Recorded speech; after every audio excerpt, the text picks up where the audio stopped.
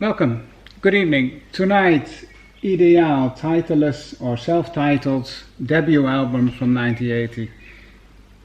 I knew Ideal already. I knew them from songs like Telepathy and Blauwe Augen, both on this album, on side A actually. But then, when I first put it up again, put it on the record player, I bought it recently, I was like, is this the same band? They didn't sound like the same band. Even a song like Telepathy sounded like some strange version of a song that I used to know. The band sounded muffled. The band sounded like they were on some downy type of drugs, both in the singing and in the instrumentation. And only then I started checking a bit, and I figured that there's a small piece of information on the record sleeve stating 45 RPM. So 45 rotations per minute, the standard number of rotations for a single, not for an LP. So then I switched it to the 45, as I was always supposed to do, and then it clicked again. Then I heard the band that I knew, at least from a couple of songs, so well already.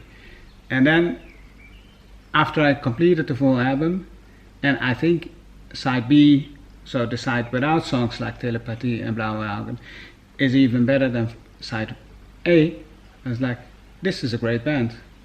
This is a band that shouldn't have been forgotten. This is a band that a lot of people should listen to, because, you know, for the people who know Neue Deutsche Welle, who know, let's say, the German version of post-punk new wave type of music, most of them will only know the commercial Nena version of it, which actually came a couple of years later.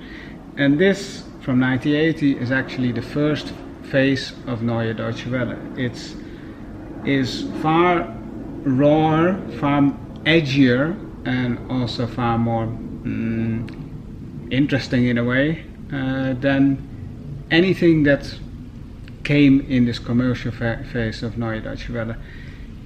I was particularly impressed by some of the songs on side B, like Doch lieber hin, Telefoon, Roter Rolls Royce.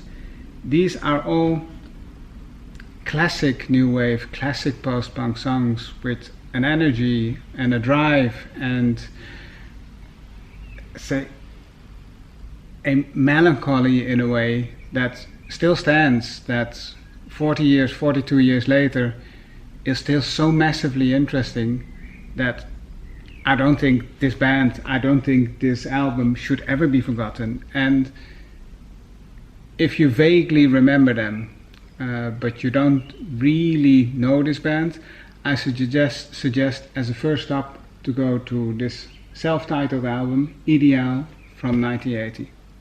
Thank you.